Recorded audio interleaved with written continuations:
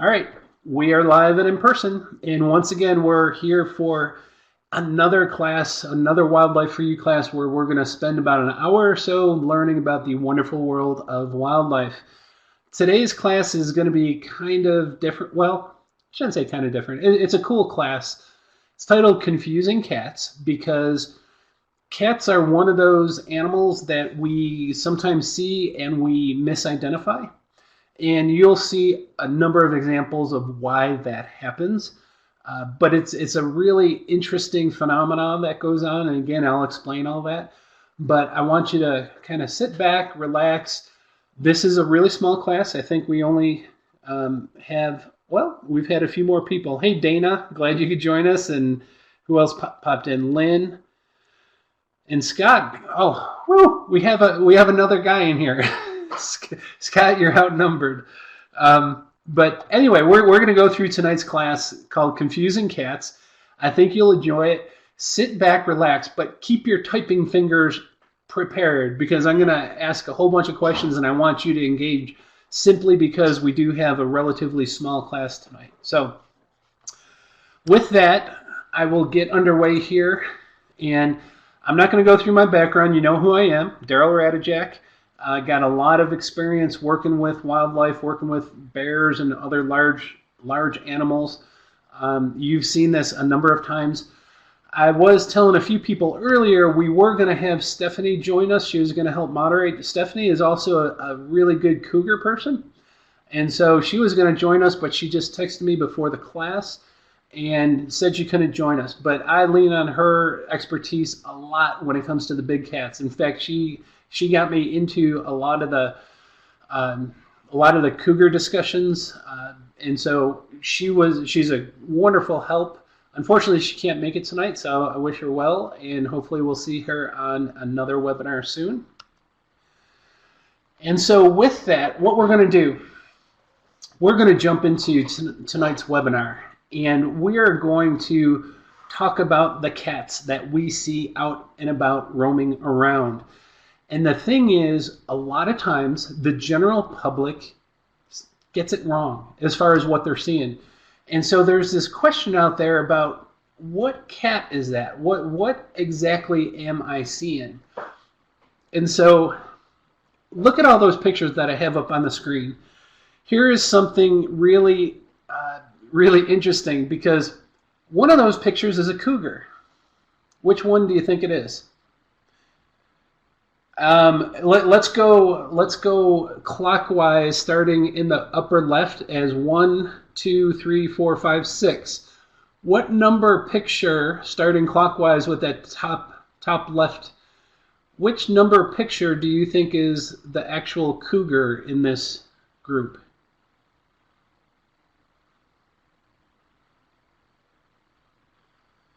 I love it. There's been a couple of right answers. There's been a couple of wrong answers. Believe it or not, folks, the cougar in this photo is actually this one. Because when cougars are young, they're born, they actually have spots. They lose their spots as they mature into younger cats. So the picture on the top left is actually a bobcat. The picture with the writing on it is actually a house cat. Then number 3 is a bobcat, 4 is a bobcat, and number 6 is a bobcat. And so only one of those was an actual cougar, and I kind of threw a curveball at you by throwing a young picture up there, but that just goes to show that some of these can be really difficult to ascertain what type of cat you're looking at. So before we get, you know what? I almost want to skip this slide because I don't think we have any new people in here. But if you've never seen this, you can answer it. If you've seen it, don't answer it. And so whenever I'm teaching this class, especially for all the new folks, I ask a favor of them. And what I want them to do is get your iPhone out, get a pen and paper out, and write down the phrase that I'm going to put up on the screen. It's really simple. You just have to look at it and then just write down the phrase, and then I'll ask you what that phrase is later. So are y'all ready? Maybe you can memorize it, but here you go. So Tell me what phrase this is. If you didn't catch it, that's okay. I'll put it up there again. Hopefully you got it. If not, I'm going to give you one last shot at it. So are you ready? Here you go. Okay. Thank you for that. Remember that phrase, or those actual 2 sentences I put up there, and then we'll talk about it later. So I'm going to jump into this world of cats. And some of you may have seen a couple of these slides before, but it's been a long time since we went over this. And so I think it'd be really good to keep this fresh on everyone's mind. So, question for you. How many species of wild cats do we have living? When I say North America, let's define that as United States and Canada. We won't do Central America. We won't do Mexico. How many species of wild cats do we have either in the United States and Canada? Anyone?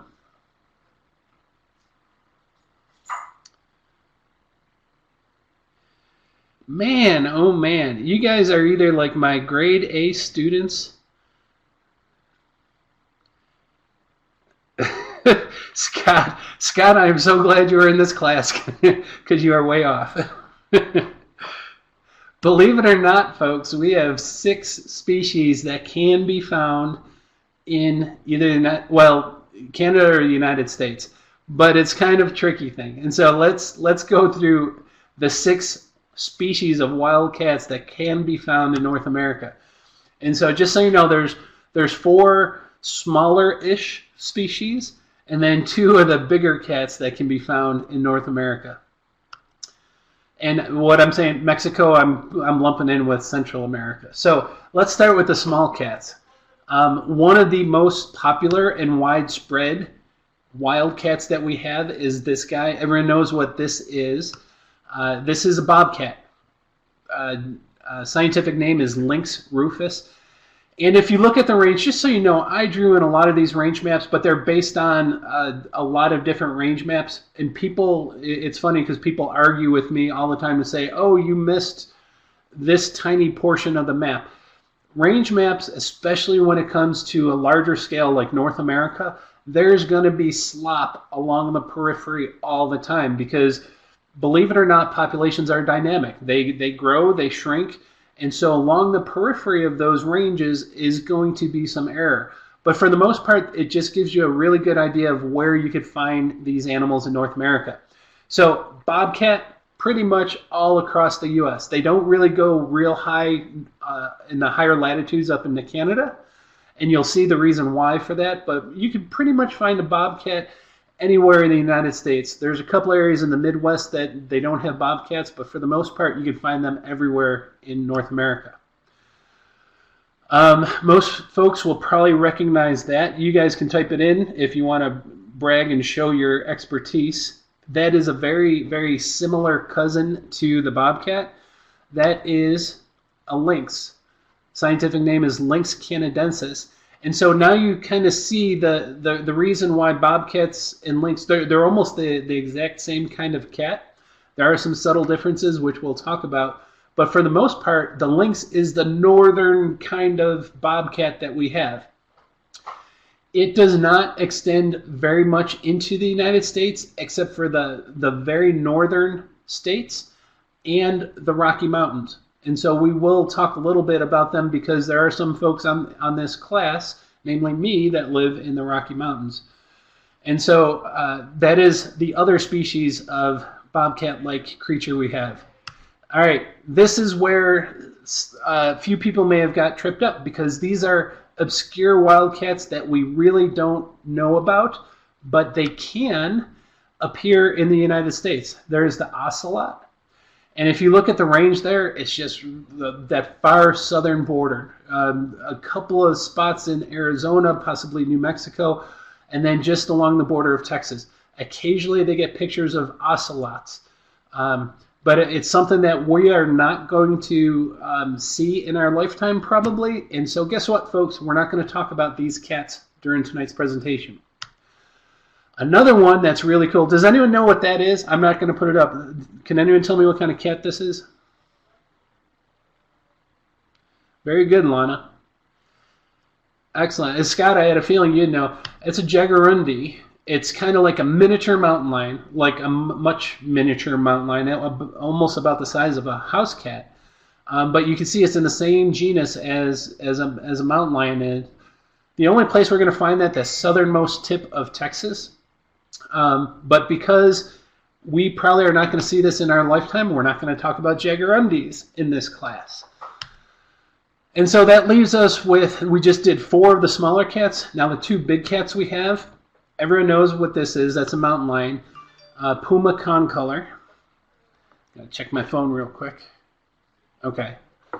Occasionally we have people trying to register for the class after it starts. If you look at the cougar range, and this is where people argue with me all the time, they're mostly in the western half of the United States and Canada. We do have a small population around Florida. But having said that, just so you know, the cougar range is moving eastward at a fairly good rate. Now, I'm not saying it's going to happen within a couple of years, but within the last decade or so, they've really started to establish themselves in the Midwest. And I'm hoping within the next few decades, they somewhere get established east of the Mississippi. Whether or not that happens is going to depend largely on human tolerances. And then the other big cat that we have is the jaguar. Now, the jaguar, this is actually classified as the genus Panthera. This is actually a true panther. A lot of people call mountain lions panthers, but they do not belong to the genus Panthera. The jaguar does. And if you look, they can hit that southernmost point of Arizona and possibly even New Mexico. And there's been documented evidence within the last decade of a jaguar coming up into the United States. And so, just so you know, even though it's such a tiny, tiny range, I am going to talk about jaguars for a little bit because there's a lot of confusion with the general public about what they're seeing with panthers. So, let's talk a little bit about cat facts. And so, I'm going to start with the bobcat. Just to give you a brief description, we won't spend a ton of time on this, but just so you know, bobcats, they're a medium-sized cat. They're typically bigger than house cats, not too much bigger, and so they can range anywhere from 10 to 40 pounds. One of the telltale markers on a bobcat are those little tufts on its ears. If you can see them, I circled them. They could be prominent. Sometimes you can't really see them too well. But when it comes to their ears, there's a really identifying mark with bobcats. And they have these usually bright white spots on the back of their ears. Now, cougars, they could have a lighter coloration. Oftentimes it might be grayish, but they don't have that stark white coloration on the back of their ears. The other telltale sign of a bobcat is this bobtail, this really short tail. Now, just keep in mind, it's not as bobbed as that picture. Sometimes it could be a fairly long bobbed tail. It almost looks like a tail cut in half. But for the most part, they don't have that really long tail that's associated with either house cats or cougars. And so those are pretty much the identifying marks for a bobcat. Now, what do bobcats eat? It's funny because a lot of people think that they're these voracious predators taking down these large animals, and they're not. The primary diet for a bobcat are these small animals, from squirrels to chipmunks to rabbits, groundhogs. This is what bobcats primarily eat. Now, they are also, being a cat, they are much better at taking birds than dogs are, like coyotes or anything. They're very agile, they're quick, they can jump high, and so they do have the ability to take birds every once in a while. For the most part, they're not taking adult turkeys, but they can hit the turkey poults pretty hard. But then when it comes to this, a lot of people think, oh, they're taking down deer. That deer in that picture is fairly safe. It's not gonna, bobcats, remember, they're only 10 to 40 pounds. A deer could weigh 100 pounds or 150 pounds. That's a pretty formidable opponent for a bobcat. Now, this kind of deer, a yearling deer, a small fawn type of deer, this is actually about almost a year old. It's a little button buck.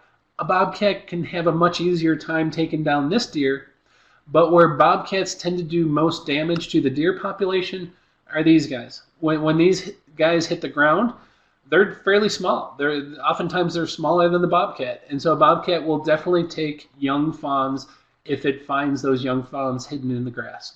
So, interesting fact about bobcats. It's extremely rare. I don't want anyone thinking this is a common occurrence, but believe it or not, bobcats can carry the gene to be melanistic. In other words, they can be black. Very, very, very, very few documented instances. I know there's been some instances in Florida. I don't believe there's been any in Tennessee. I know we have a lot of Tennessee folks.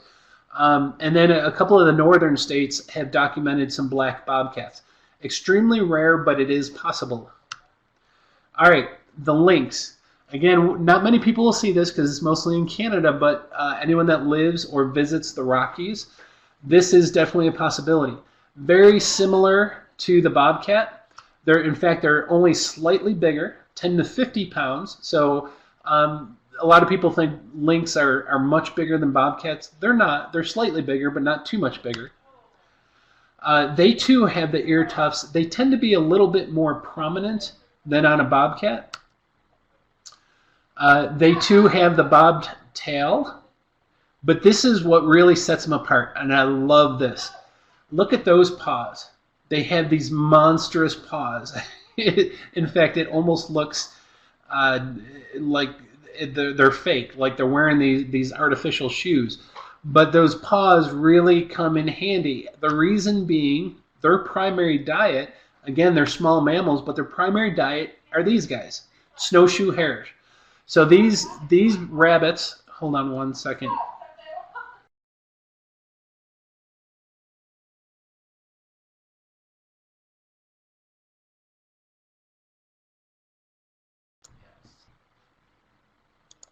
Sorry about that. I had to remind the family I'm giving a webinar.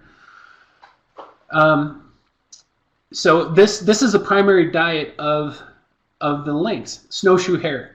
Snowshoe hare are usually high elevation or very cold environments. So they live in the snow. One of their main defenses for snowshoe hare is that white coloration.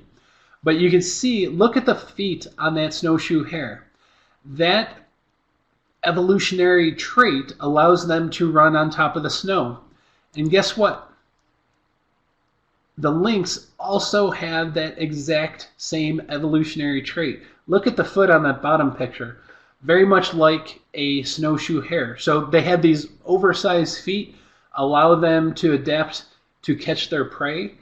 And it's really cool. I wish we had more lynx, but we don't have snow in the southern latitudes, and that's why you get lynx coming down the Rocky Mountains, simply because they do have that high elevational snow. So, did you know? And this is really neat. Colorado. I don't know how many folks go out to Colorado. Colorado is a gorgeous state. It's just to my north, to the north of where I'm at. But they undertook one of the largest carnivore restoration programs. They released about 218 lynx, early 2000s, and it was literally in the southern part of the state. So we actually had some lynx come down all the way into New Mexico. They found it a little bit too warm, and so they kind of went back up north. But we do have an occasional lynx sighting along that northern New Mexico border.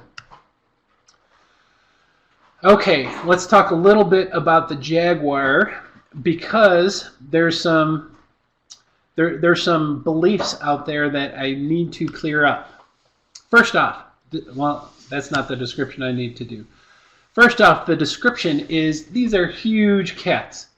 These are actually bigger than mountain lions. So weight could be 120 all the way to 250 pounds. The neat thing with these, one of the things that differentiates jaguars from leopards have spots that are just pure black. Jaguars have spots within spots. It creates this rosette pattern. Jaguars are primarily found in South America, Central America, but I showed you that range map where they do hit the southern tip of Arizona and New Mexico occasionally. This is the thing I got to clear up. These cats can be melanistic. That means they can be black. These are what we call black panthers. if you look, you can actually see the rosette patterning underneath them. Sometimes they look almost true black. So this is the animal that could be a black panther. But remember, these guys are in South America and Central America. They are not anywhere else in the United States. And so this talk of people seeing black panthers, unless they're seeing an escaped exotic pet, they're not seeing a truly wild black panther in North America. Because, and just so you know, the ones that are in, the few that are in Arizona or New Mexico are normal color. These black panther, these black melanistic jaguars, for the most part, are only found in those heavy jungles. And so that's why the black panther pretty much only occurs in South America. And then the other black panther there is, you could have a melanistic leopard, and those appear in the jungles of Southeast Asia. And so people seeing black panthers, I'm sorry, but it's just not happening, especially in the U.S. Okay, primary diet of a jaguar. I'm showing this because I think it's just awesome. These are amazing creatures. So they eat pretty much whatever they want. 87 different species. Anything that moves is pretty much on the menu for them. And so they will even eat crocodiles. They'll go in the water. In fact, there's lots of videos of jaguars in South America swimming in the water to capture prey. Did you know, this is the interesting thing, the one jaguar in the United States, it was given a nickname about 10 years ago. It's known as El Jefe. Unfortunately, it has not been spotted in a couple of years, but it would wander around that southern border of Arizona on the Coronado National Forest, and they've got a number of trail camera pictures, and they were keeping a close eye on it. One of the things that was so exciting about 3 years ago is another jaguar showed up. We were kind of hoping it was a female. It turned out to be another male. But these things are just wandering around that southernmost border. The one that showed up 3 years ago, unfortunately, the U.S. Fish and Wildlife Service found this on the Mexican black market. There was this jaguar pelt that was showed up on the black market. The thing with their patterning, those rosette patterning, it's very much like a fingerprint. And the picture in that upper right-hand corner turned out to be that other jaguar that showed up in Arizona a couple of years ago. It didn't last long. It got poached somewhere in Mexico and ended up on the Mexican black market. So these animals, we're at the northernmost portion of their range. It's not like we should have jaguars running all over North America. We're at the northernmost portion of their range. But we do have an occasional jaguar that does show up in the United States. All right. Now I'm going to talk about one of my favorite animals, is the cougar. Description of that, I've done a number of different cougar classes. Y'all know they're big cats. They're much, much bigger than any of those other smaller cats we talked about, from the lynx to the bobcat. So cougars can get pretty darn large, anywhere from 80 pounds to 200 pounds. They're sexually dimorphic, which is a nerdy term to say females are quite a bit smaller than males. So females will usually weigh anywhere from 80 to 120 pounds. The males are the ones that can get really, really large. This tawny coloration, this brown coloration, that is kind of what gives them their scientific name. It's Puma concolor. Concolor means one color. And so adult mountain lions or adult cougars generally are just pure brown. They do have a black tip on the tail, but for the most part, they are just one color. When I say one color, they are not spotted, they're not striped. And so that's one of the differentiating characteristics of these cougars. They do have that long tail, and for the most part, they have a dark tip on that tail. But you can see there's no striping, there's no spotting. They're pretty much uniform in color. They will have a lighter underside to them, but for the most part, there's no spotting or striping on them. Okay, Virginia asked a really good question. Said, what about the catamount in Vermont? A neat thing about cougar is they are the most widespread mammal in the Western Hemisphere. And the Western Hemisphere is what we refer to North America, Central America, and South America. Now, prior to Europeans landing on the Western Hemisphere, cougars were literally found coast to coast, east to west, north to south. They literally ranged all over the North American, Central American, and South American continents. And because of that, because they're so widespread, all the native peoples gave them lots of different names. And so cougars, I forget what the final tally is, whether or not it's 40-some different names for the cougar.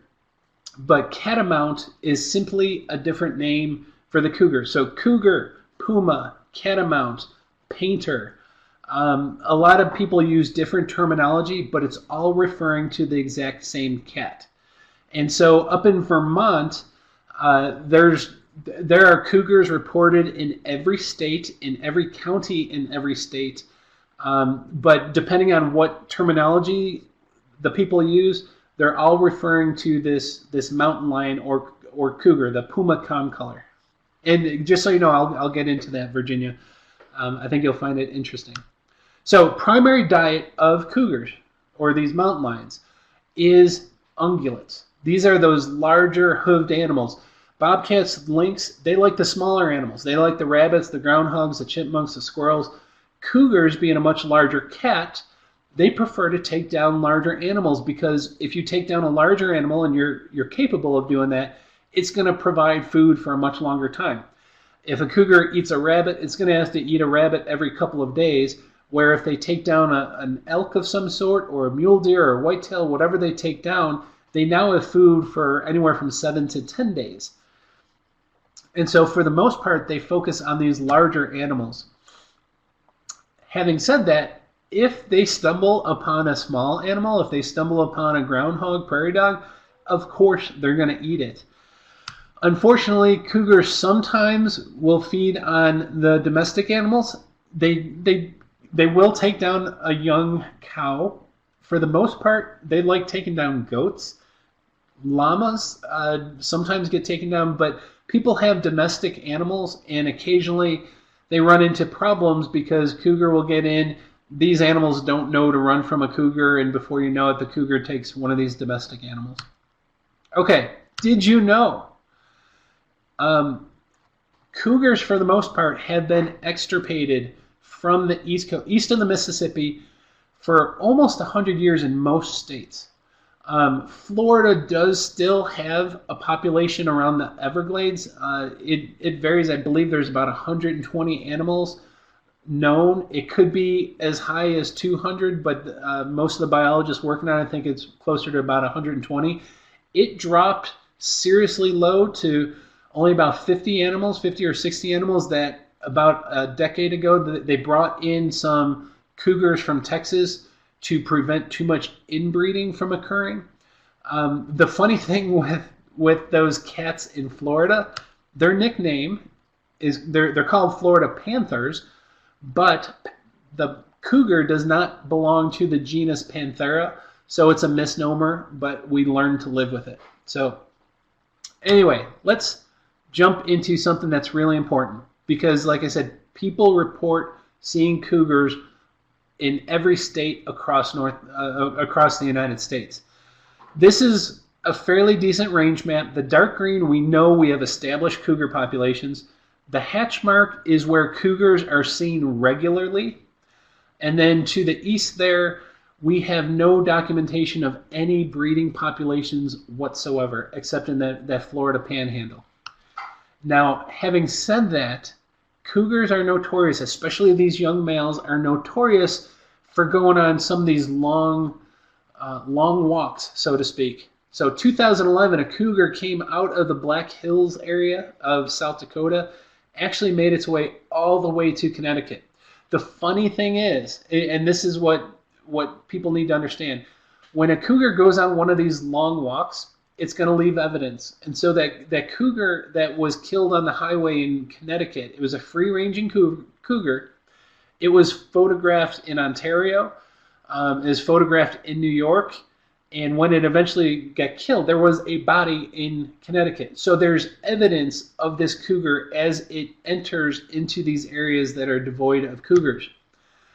Another famous cat that I am very, very, very well aware of is the cat that showed up in Tennessee in 2015.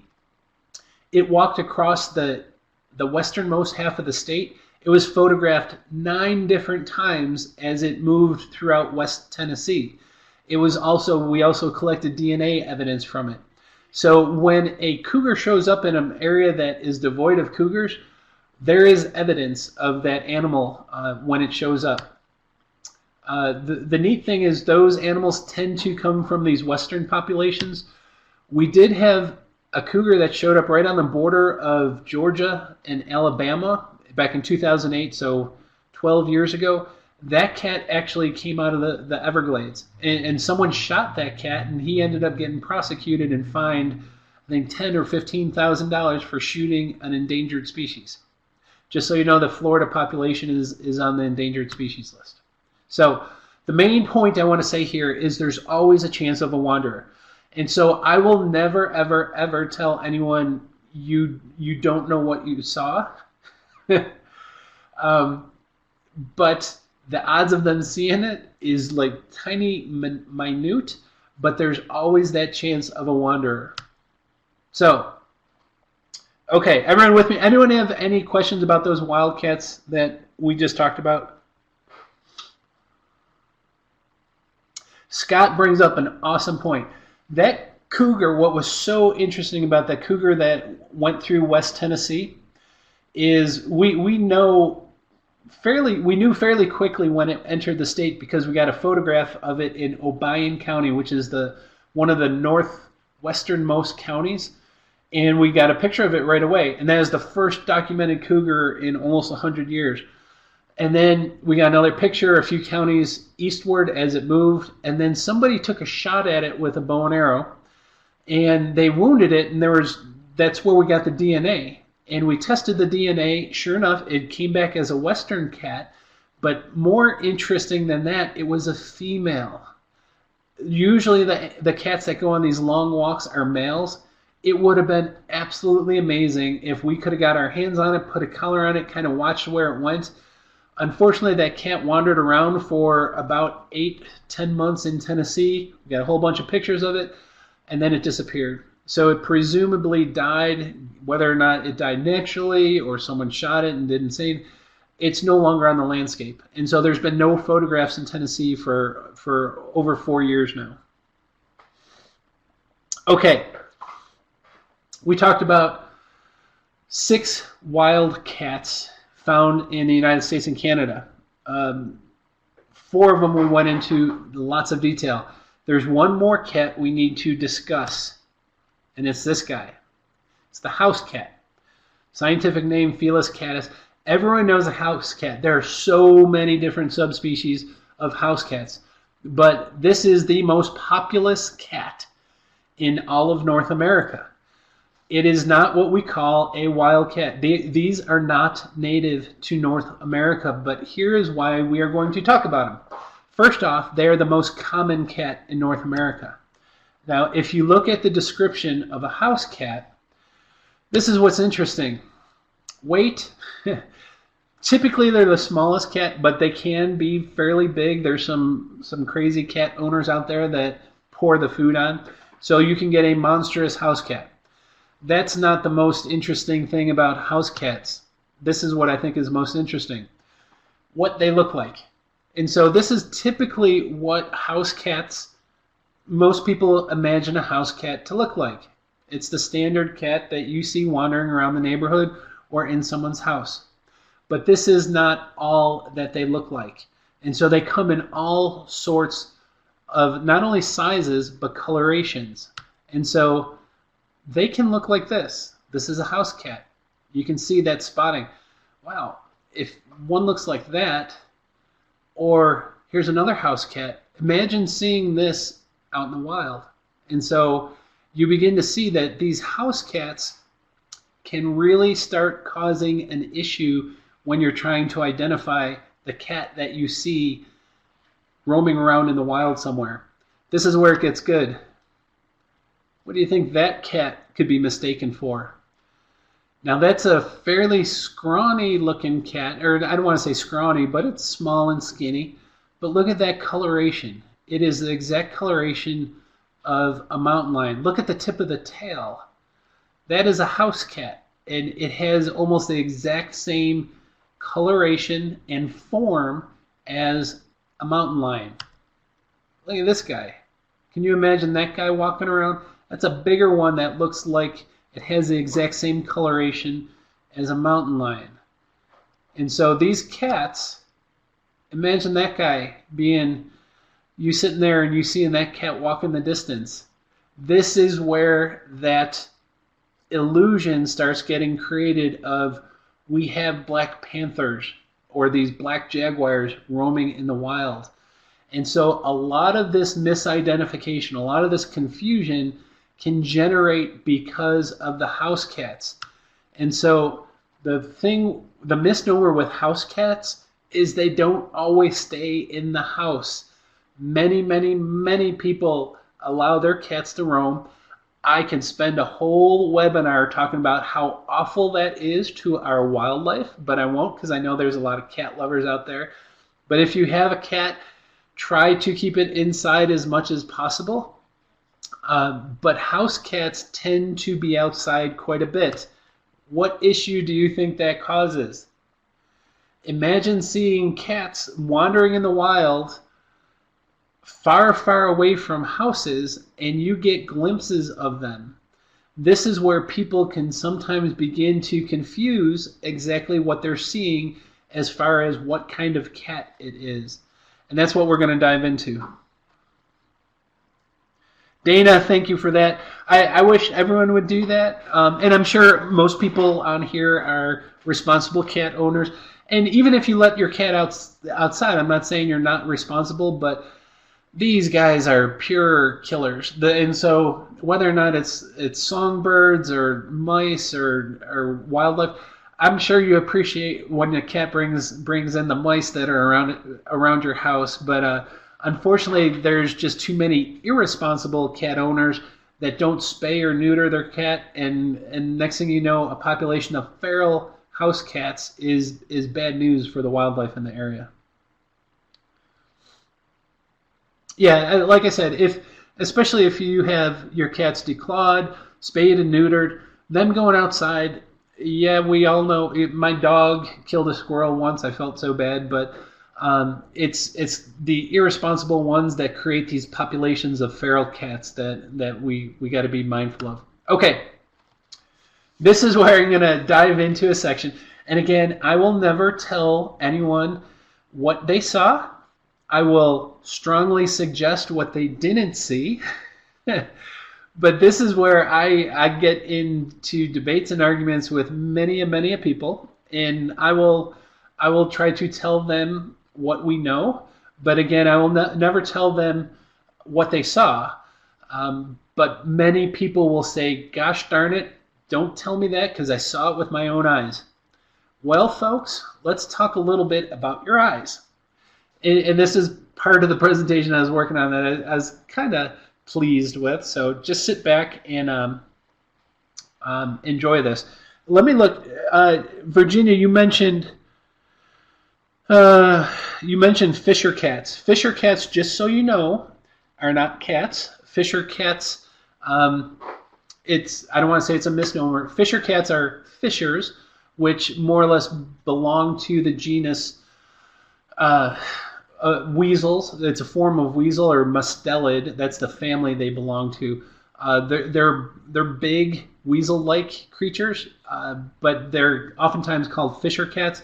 But just so everyone knows, they are not in the cat family. They're more in the weasel family. Okay, let's talk about our eyes. Sit back and relax and watch this, guys. Okay.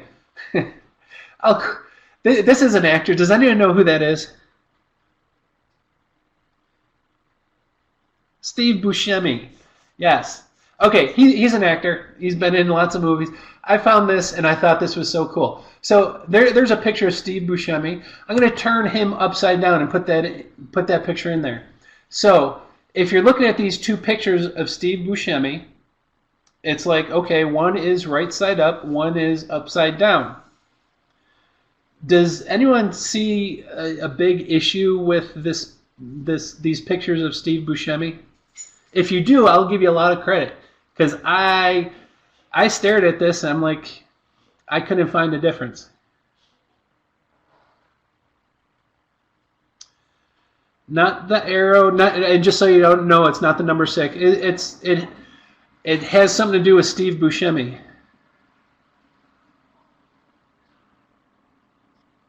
Very good, Lana. Lana, I give you the most credit. This freaked me out when I saw it, because I didn't see that the first. I stared at that and I could not tell. That's freaky looking, just so you know, on the right-hand side. I'll go back to it. And so, just so you know, until you turn it right side up, your eyes play trick, because I never saw that. I was looking at that the other day and I thought that was so freaky cool. And I'm like, dang, my eyes should have picked that up, but they didn't. And so right away you're thinking, maybe my eyes don't always tell the truth. So what I want you guys to do is think about this. You go to a magic show and there's a magician there that is trying to fool your eyes. Now, maybe levitation is probably not the best example I have, but think of a magician doing a card trick or something that involves the sleight of hand. I promise you, in almost every situation, the magician fools your eyes, even though your brain is trying to catch him doing something crazy. So your brain is saying, no, that's not possible, but your eyes are saying, it's telling your brain something completely different. Magicians, if they're a good magician, they will fool your eyes almost every single time. How does this parlay into seeing a cat in the wild? Imagine your brain telling your eyes what you think you're seeing. So instead of the brain saying, no, you can't be seeing that, your brain's telling you, yes, your eyes are seeing this. And so it's really powerful. And so understand, sometimes what we see, our brain influences us to tell us what we're seeing is actually the wrong thing. Does anyone know what this picture is? Have you all seen this video? Anyone? Okay. Well, actually, I'm glad. Bear with me, because I'm going to pause this and I'm going to show you a video. I thought everyone knew about this, because heck, I've seen this thing 100 times. Whoops. Let me go back to here, but let me...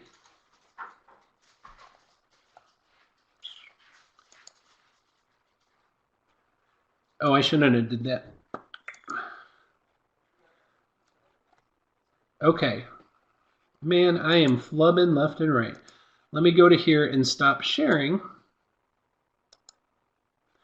So hopefully I'll be able to call up a video.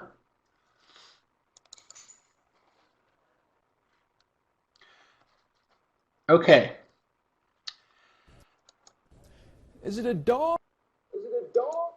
Okay, can everyone see the video that's up there now? Someone type. Okay. Hopefully you'll be able to follow along. If for some reason you have a slow internet feed and don't see the video, you'll see it in the recording. But I want you to watch this. This occurred last year in Utah.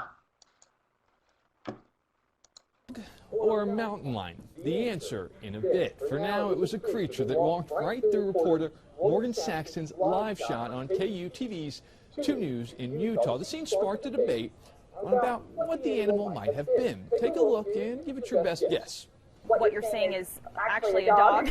Coming into our live shot. I think it's a dog. I'm not sure. But anyway, there's some sort of creature below me. I give her credit for hanging tough. I'd have been long gone. So what do you think most people lit up the airwaves or the Facebook waves? Everybody that saw that video, not everyone, I shouldn't say everyone, about half the people said, yeah, that's a dog. About the other half, which was thousands and thousands and thousands of people were saying that was a cougar that walked by this woman. And so I'll finish playing. Just so you know, it was a dog. Division of Wildlife Resources investigated, looking at the paw print found in the mud after Miss Saxton's live shot. According to a tweet she shared, Utah DWR was 99% sure it was a dog that stole the show, but such findings were not discernible by watching the video alone. She also shared a photo of the dog that apparently walked through her live shot. The owners reportedly shared it with the station. So I think that's a great example where there were literally thousands of people where their brain was convincing them that what they saw was not was not actually what it truly was. So, all right, let's go back to my slide presentation, and hopefully we're back on it. Okay, so there was that. So because your brain is working against you, whenever there is one of those quick sightings, this is the epitome of why wildlife agencies, why we can't use eyewitness accounts. Because a lot of times people will see something really quick and their brain is trying to tell them what they truly want it to be. A lot of times they want to see a cougar or one of these really rare animals, a black panther, or just something that really shouldn't be there, and their brain will convince them. And just so you know, I'll do it one more time. So watch the road, and occasionally something runs across the road, and people will swear, I saw it with my own eyes. I will tell you a quick little story. I was teaching a class way back in Tennessee a long time ago, and it wasn't even a wildlife class. It was some kind of computer class that I had to go to, and they used an example of someone seeing a Black Panther. And I broke it to the class that we don't have Black Panthers in North America. And now these were not wildlife. This was everyday average people, and they were aghast. They thought I had no idea what I was talking about. And one woman rose her hand and said, I'm sorry, but you are wrong, because me and my husband saw it with our own eyes. And I asked her to to explain like the situation. What did she see? And no lie, folks, she started out to say, well, me and my husband were coming back from the bar, and it was about 2 o'clock in the and that's how a lot of the stories go. And so just understand, again, I'll never tell anyone what they saw, but a lot of times just understand your eyes can play tricks on you. So if we can't trust our eyes, at least we can trust the news. So if we're sitting at home, we can watch the news and trust everything they say on the news, right? You know the world we live in now. The news is not the most dependable source of information.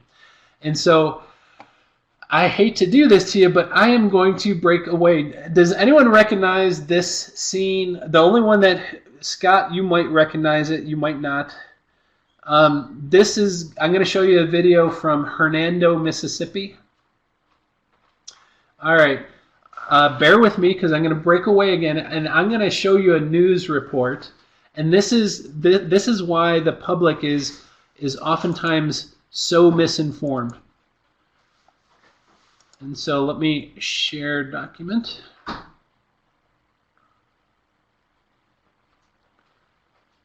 Okay. All right, I'm going to play this. I'll let you just sit back and watch it, and then we're going to dissect what was just on that news report. North Mississippi tonight after an animal resembling a panther was spotted in the woods.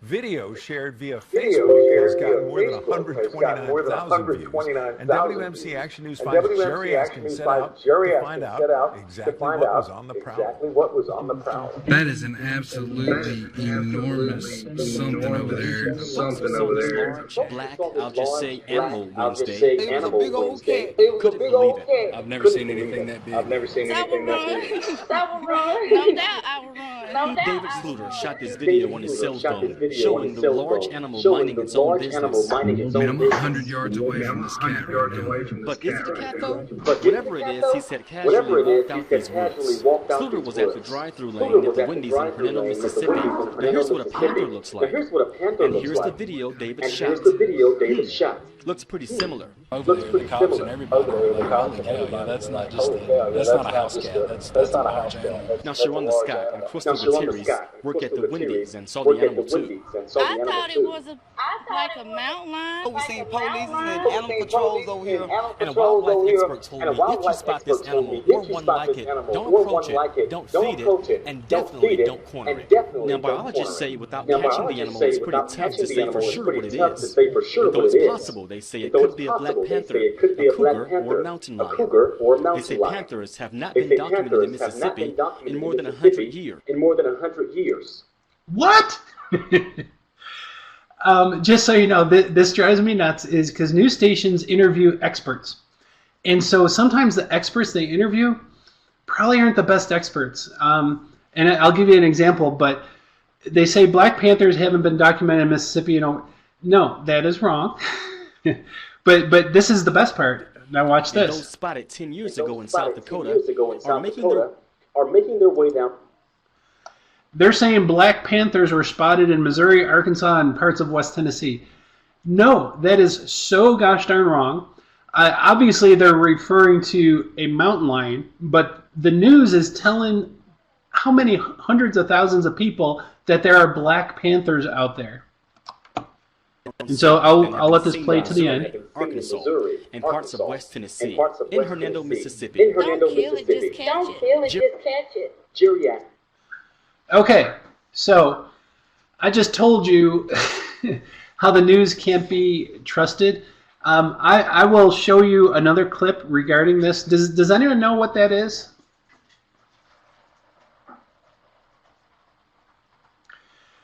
I will be the first to tell you, when I first saw this video, someone sent it to me before it even hit the airwaves, and I was like, wow, that looks like a mountain lion. And so it was cool because where this was, it's not too far from where that Midwestern expansion was, and I was seriously crossing my fingers it was a mountain lion. And actually, let me go to my other video, because everyone was all abuzz that a mountain lion was now in Mississippi. Now, some people were saying, I don't know if that's a mountain lion. Actually, let me go back to that. I'm sorry.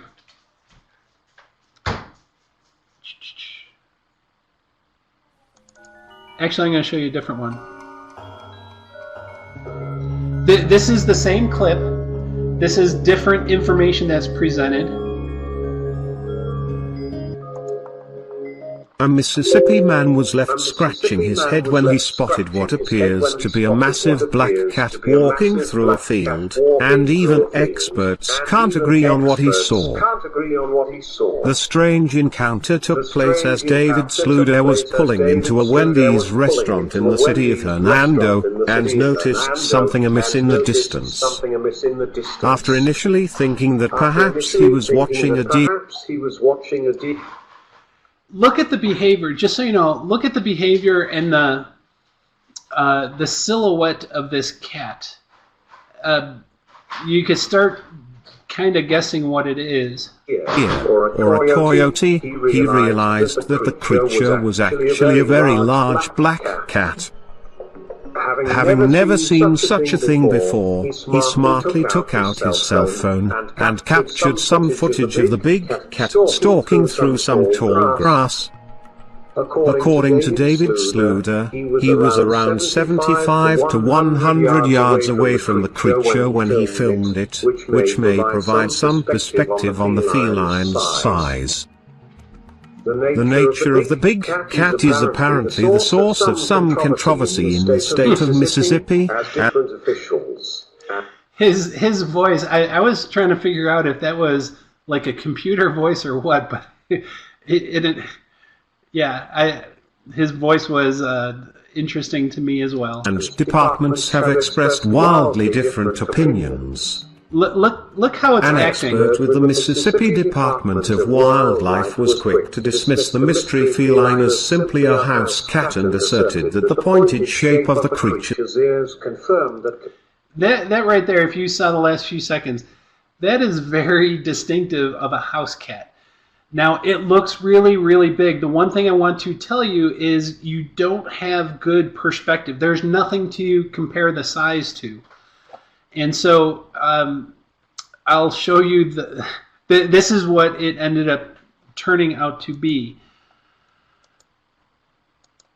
And so this was, where'd it go? Okay, so the news stations were jumping all over this, and so they were sending folks out there. This is another news station that went out there to the scene of this large cat.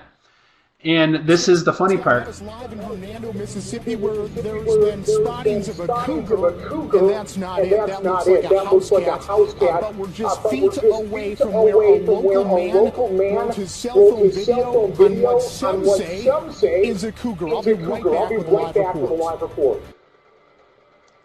So a bunch of news stations went out there to film where this mountain lion was. And they ended up finding a family of, I think the one you see there in the video is one of the kittens. But that large cat that you saw was most likely the mama cat. It was a large feral cat, but it was not a cougar. There was no perspective there. And so it is so easy to misidentify these cats because a house cat will have the exact same silhouette and oftentimes behaviors of mountain lions, but there's these subtle differences. So this ended up turning out to be just a large feral cat with kittens that was living in the woods by this Wendy's. And in fact, there's a couple other videos on here that kind of spoof this whole thing because they actually went back and they found the family of cats living in the woods there. So let me stop sharing that. Let me jump back to my other screen. And so it is super duper easy to really get confused, and no fault of anyone. I was fooled by that video the moment I saw it because I thought it was a cougar-like animal, and it was just a house cat. Okay, so where are we? Oh, what are people seeing? All right. At one point in my career, and I love this, for about almost 15 years, I was what you call a cougar detective for the State Wildlife Agency. And so people would send me evidence, and obviously this is when I was in Tennessee, but people would send me the evidence to say, aha, I captured a cougar on film. And so there's some people out there that are convinced that biologists are trying to cover up evidence of cougars in the East. And that couldn't be farther from the truth. As a biologist, I wanted so bad to find it. I was waiting for that solid piece of information. And so the problem is I could not declare we had cougars in an area until I had irrefutable evidence. And a lot of people thought I was being salty because I was denying all this stuff, and I just could not confirm anything unless I had that irrefutable evidence. But these are examples of some of the things I'd see. So they'd send me a picture, and they would say, oh, there it is. I've got it on film. There you go. First off, if it is so small in a photograph that you cannot make out what it is, don't even throw that picture away because we can't use that as evidence. They would also send me pictures of blurry things and say, ha, there, I got it. If the photograph that you're showing me, or the cougar, the evidence you're showing me, is something you cannot ascertain, throw it out. We can't use it as irrefutable evidence. I thought the raccoon on the tree was more interesting than that blob that they thought was a cougar, but that was just me because I love wildlife. If you cannot make out what it is because it is so blurry because it's a nighttime picture, throw that picture away. We cannot use it as irrefutable evidence. Again, if it's blurry, you cannot make out distinct features. Just so you know, I already declared this one a house cat just because of morphological evidence that suggests it has a shape of a house cat as opposed to anything else. But this is not anything that confirms the presence of these mountain lions. Also, and this was a big thing, there's a lot of people, and this is not a knock against anyone, they don't know the difference between mountain lions and bobcats. And so I was sent this picture as, here's a cougar, I got it on film. And I had to tell them that that was not a cougar. Same thing with this photograph. They thought this was a cougar. This, again, is a bobcat. Same thing here. And look at that. That's, besides that bobbed tail, look at those ears. You see that white stripe. And that's that identifying feature. And so a lot of the photos that I would receive, the first thing I'd look at is, does it have the white stripes behind the ears? And right away, we can almost assuredly say that's a bobcat because of those bright white stripes on the ears.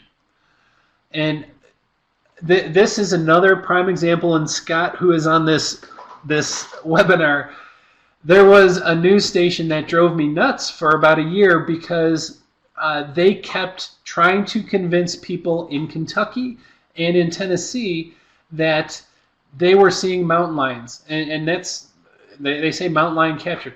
This is a picture of a house cat, and they were using this as documented evidence. This is what irritated me, because you heard that other news report where they talked to wildlife experts.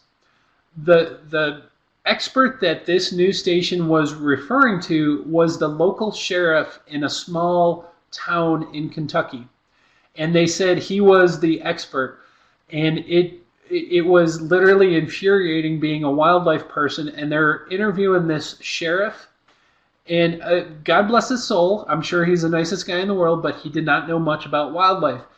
And what was interesting is he showed a photograph of a cougar that someone took in his county, and when he showed that picture on the air, I recognized that photo immediately. It was one of the photos of the cougar that went through Tennessee back in 2016. And I called him on it. And in fact, a few people can attest, I wrote letters to the news station because I was so mad at the misinformation that they were spreading. And this is why the public is oftentimes so confused about cats, is because these news stations spread misinformation. So, besides news stations, just so you know, some of these photos, this has been circulated on the internet for years and years and years and years. It has shown up in every state. It actually came out of Texas. This is another one of a black panther that has shown up in every state in North America. This is actually a picture of a black panther in South Africa that has been claimed all over North America, and that's not... so there's a lot of people causing confusion. Many of you have seen this. This was a photograph I was sent when I was the Cougar Detective days, and this one really made me think, because when you look at it, it's got the coloration, it's got the shape, it apparently has the size of a potential cougar, and it's in the middle of nowhere. And so this photograph intrigued me, and I asked the person who took it, I said, do you have another photograph of a deer from this exact same trail camera? And they're like, oh, sure. I got it right here. Oh, well, that's a zoomed in. So like I said, it looks very cougarish.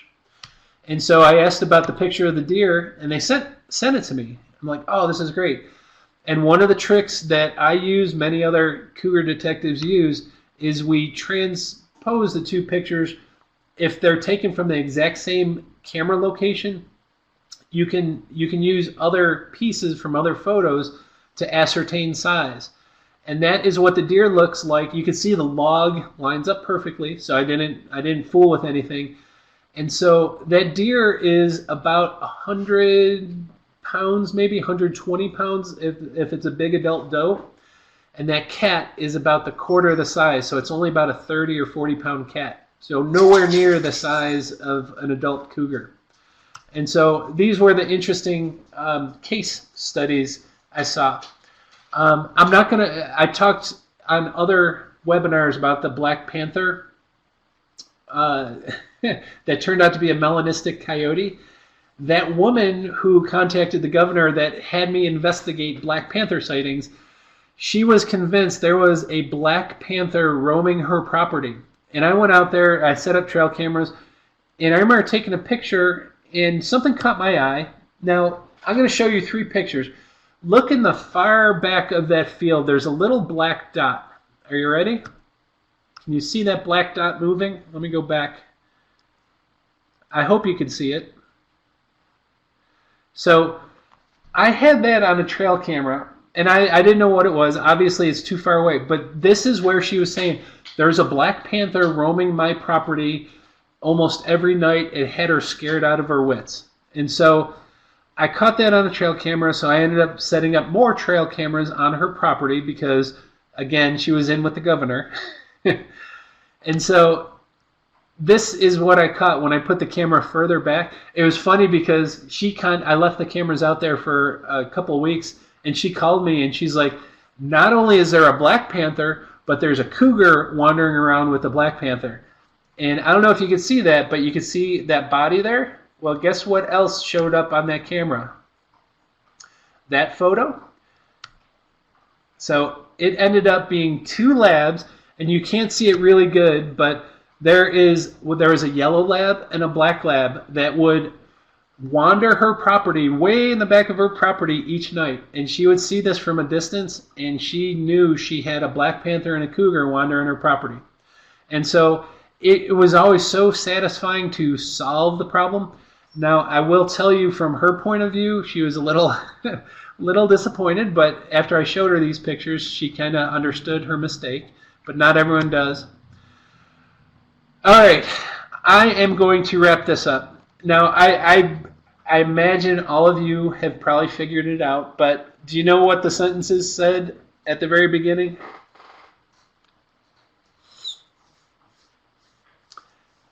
If you don't, if you do remember, type it in. I imagine if you saw previous webinars with this example, you're gonna know what it said. But if there was brand new people on this webinar, I promise you it would have tripped them up.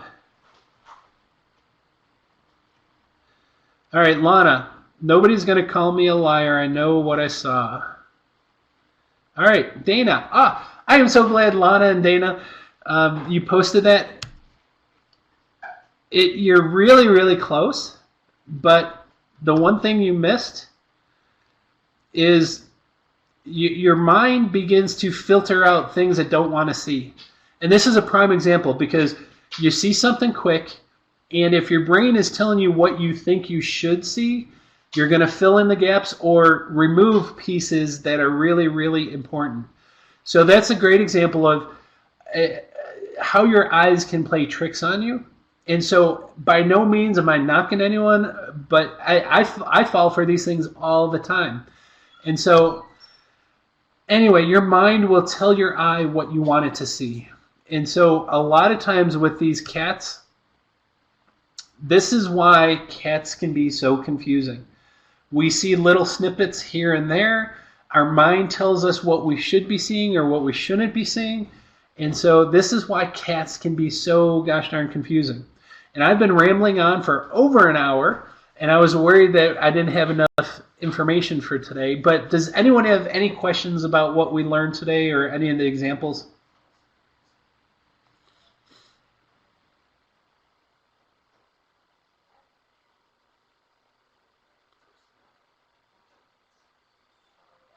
Virginia, yes, great. I should have threw some in there. The thing with bobcats, for the most part, they are spotted. They have highly variable coloration. But what's so intriguing about bobcats, generally, like their paws and their belly will be white. But there are some bobcats that are almost pure brown, and those are the ones. Whenever I get someone will send me a photograph and they say, "What is this?" They think they captured a cougar. The thing with bobcats, they'll still have that white stripe on the back of their ears, but I tell you what, if you get them at a certain angle and you see just mostly their body, they can be very, very confusing as potentially being a cougar simply because they have that tawny, that pure brown coloration. But if you see their whole body, usually their paws will have some of the modeling. But yes, bobcats can be almost all brown. I've seen a couple examples of that.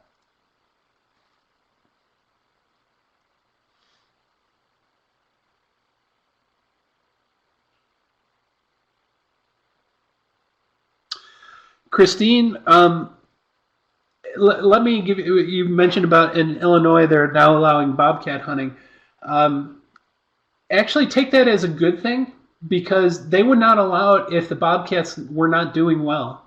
So these cat populations, just like bear populations, many of these bobcats, the cougars are expanding their range. And the fact that we live in an area where more and more of these animals are coming to be, especially in areas where they've been gone for a long, long time. And I imagine Illinois is like that, because the northern parts of Ohio and Illinois, they did not have many bobcats. The fact that they're moving in that direction, I know how some people don't like the idea of hunting. I totally understand that. But the fact that they are now allowing it just gives you reassurance that their populations are doing so very, very well.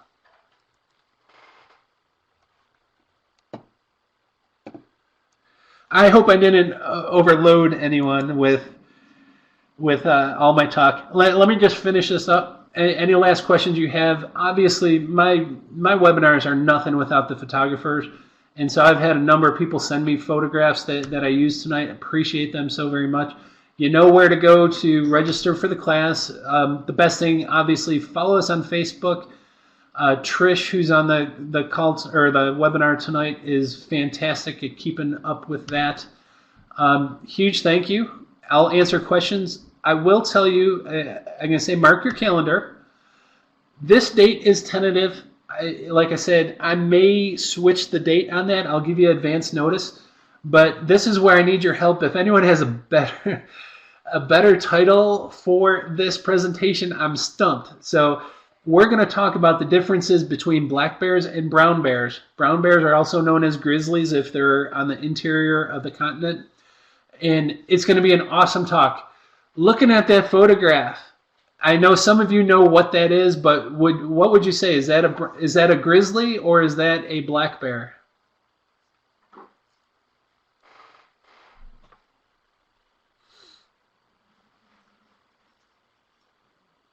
Katie and Trish, you don't count, because it's funny. I love this photograph because on a Yellowstone Facebook forum I belong, there was hundreds and hundreds of people that were just arguing that this is a grizzly.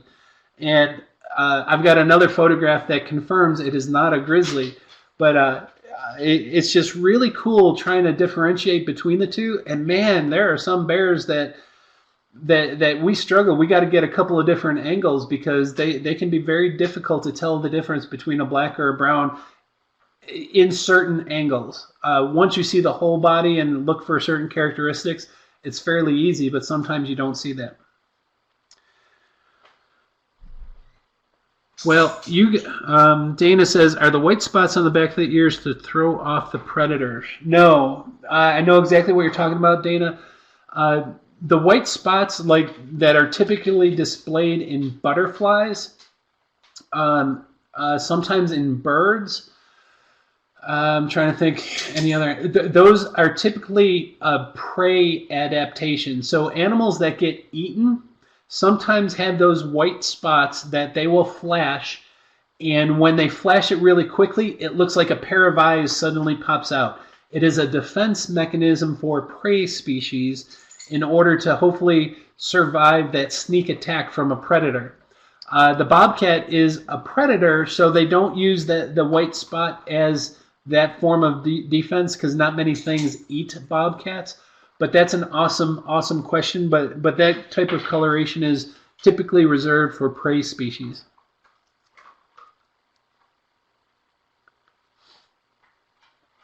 Dana, I will tell you what's really interesting because you mentioned about tigers. In India, where tigers are an issue, especially in those smaller rural communities where occasionally they can kill people, kill humans. Many of the folks that have to work in the jungle, they will wear hats that have big, large eyes on the back of it because the thing with predators is they use sneak attack. And so if they think someone is looking at them, they will not try to approach. And so when people wear these hats with eyes on the back, it's to hopefully prevent the tiger from sneaking up from behind. because the tiger will see those eyes and hopefully believe they lost their advantage of stealth. It doesn't always work, but man, if you are susceptible to being eaten by a tiger, I would use any type of adaptation that I can to prevent that from happening.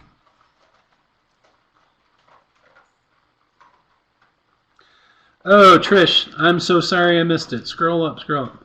Okay, Trish said, Dale, can you speak on how important mountain lions are to ecology and how their kills feed more than just themselves? Yes, Trish.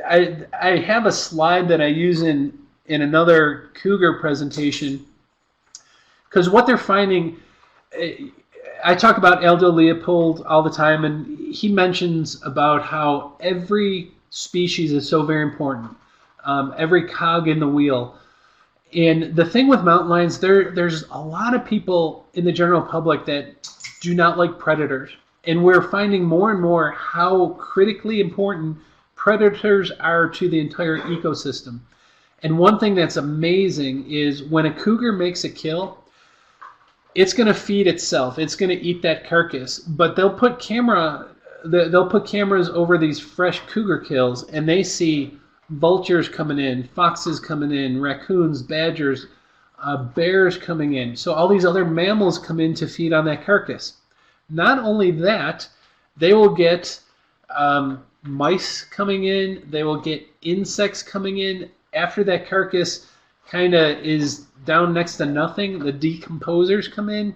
It fertilizes that area. They get wildflowers popping up because of the rich nutrients there. And so it's just so cool to think how things are so interconnected. And when you remove that piece, you remove the predator or the mountain lion from the ecosystem, all those animals, I don't want to say they suffer terribly, but they truly benefit from the existence of that cougar being on the landscape. Awesome question, Trish.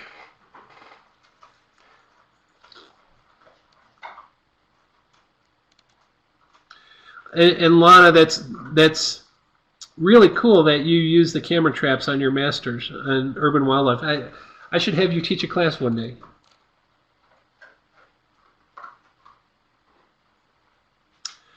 Ooh, Evelyn, you know what?